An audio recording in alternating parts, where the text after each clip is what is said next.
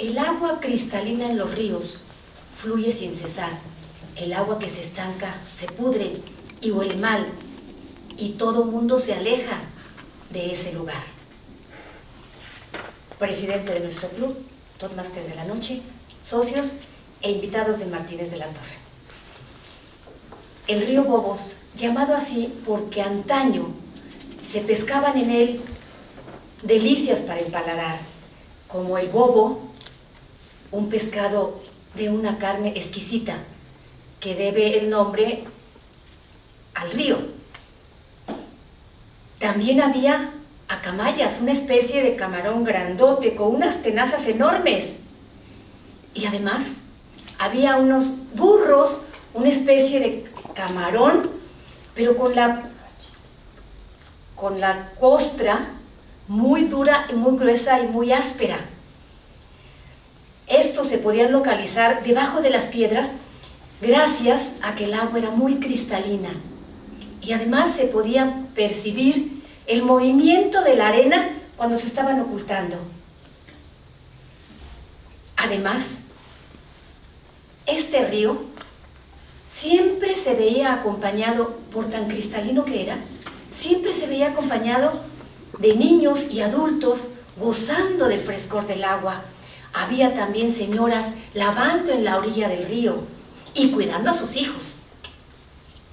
Esta naturaleza que se brindaba a propios y extraños, ya que disfrutaban de la alberca del pueblo.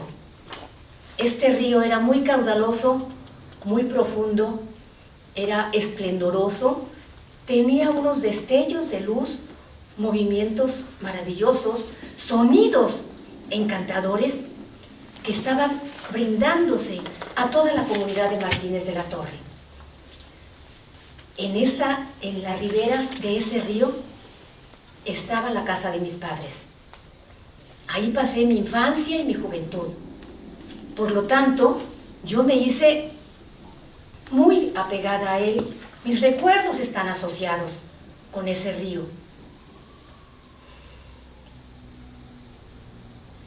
Recuerdo que cuando llegaba yo de la escuela, aventaba la mochila y me bajaba corriendo a nadar con todos los que ya estaban con la algarabía, disfrutando maravillosamente del agua, disfrutando de los gritos de todos los compañeros, de todos los niños que estaban ahí de este lado y del otro lado. Y había un momento para mí muy triste cuando mamá decía, hoy te portaste mal, y me castigaba con lo peor que me podía haber castigado, hoy no vas a nadar. Para mí era más fuerte este castigo que si me hubiera dado una tunda. Y entonces yo no la podía desobedecer, pero me bajaba al río, me sentaba en la orilla y empezaba yo a comentarle mis tristezas, y él escuchaba lentamente mis lamentaciones y mis penurias.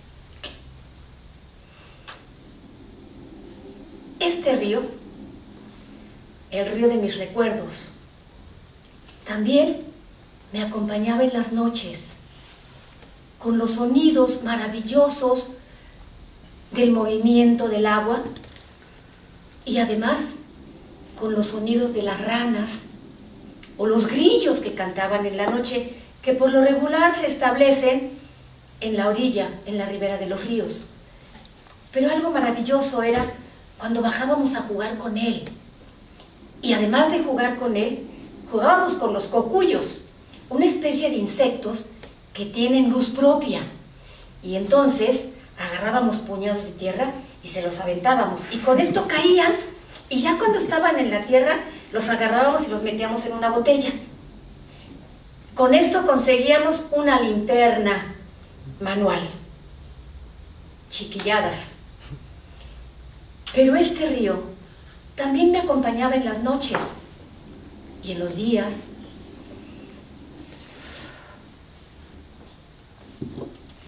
Pero había momentos, noches, en que se escuchaban ruidos muy estridentes y la gente comentaba, el río está creciendo.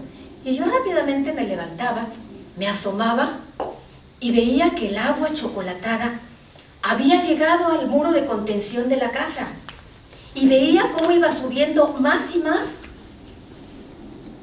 Y también veía las olas grandes, olas en las que llevaba casas, llevaba animales, llevaba árboles, caballos, vacas, todo lo que podía jalar con la fuerza y entereza de ese movimiento.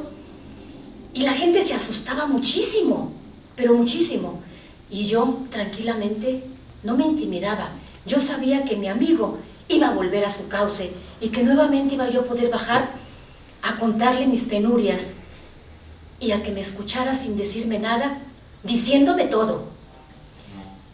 Así como en el libro El que escucha, de Taylor Caldwell. Este monumental río de antaño, el río de mi juventud y de mi infancia, ha cambiado. Ahora, si ustedes ponen un pie en la orilla, se sube el pie y llega hasta la rodilla y se llena de lodo y de putrefacción. Ya no hay acamayas, ya no hay burros. Esto se ha deteriorado debido a que las descargas de las casas están llegando a él. Cuando voy a Martínez, donde antes había frescura, hermosura, hoy solamente hay putrefacción, se está muriendo. Y cuando yo cruzo el puente, escucho que me grita: sálvame, rescátame, rescátame como estás rescatando tus recuerdos. Y yo les pregunto a ustedes si hay algún río de estos en su historia, que escuchen su llamado, que lo atiendan, no que por estar haciendo tantas cosas no lo atendemos, no nos damos cuenta de lo que está pasando. Y sí quiero terminar diciéndoles que salvando los ríos, salvamos a la humanidad.